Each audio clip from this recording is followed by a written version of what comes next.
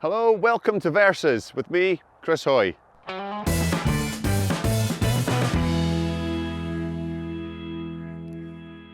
Hi guys, today we're going to be talking about heart rate monitors versus power meters.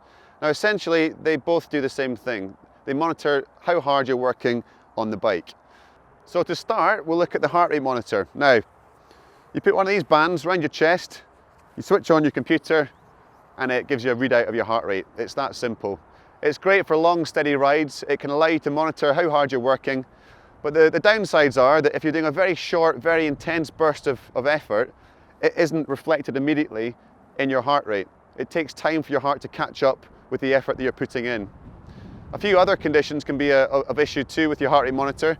If you're out in a very hot environment, your heart rate will start to creep up even if you're producing the same effort on the bike. It's known as cardiovascular drift, and it can be misleading, so you think you're working harder than you actually are.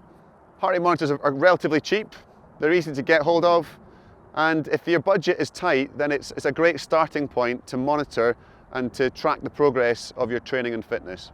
Power meters are more expensive than heart rate monitors, but they have a number of advantages. First of all, you get an instantaneous readout of how hard you're working, and that's really important. As I've already mentioned, heart rate monitors will not necessarily reflect your effort immediately. Power meters will.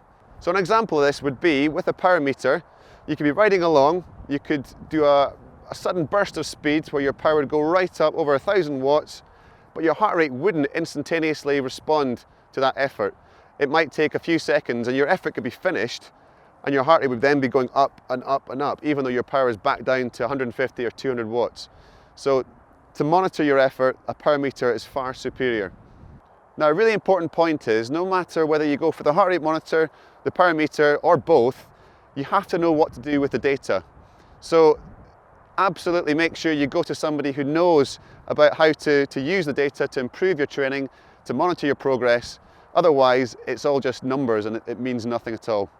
So to conclude, I would say that heart rate monitors and power meters are both really useful, and if you've got the budget, I would go for both. But yeah, essentially, it's a sliding scale. If you're very, very tight on funds, go for the cheapest heart rate monitor you can that just gives you a simple output, tells you how hard your heart's working. If you've got the cash, and if you're looking to train seriously and you really want to improve your performance, get a great quality power meter.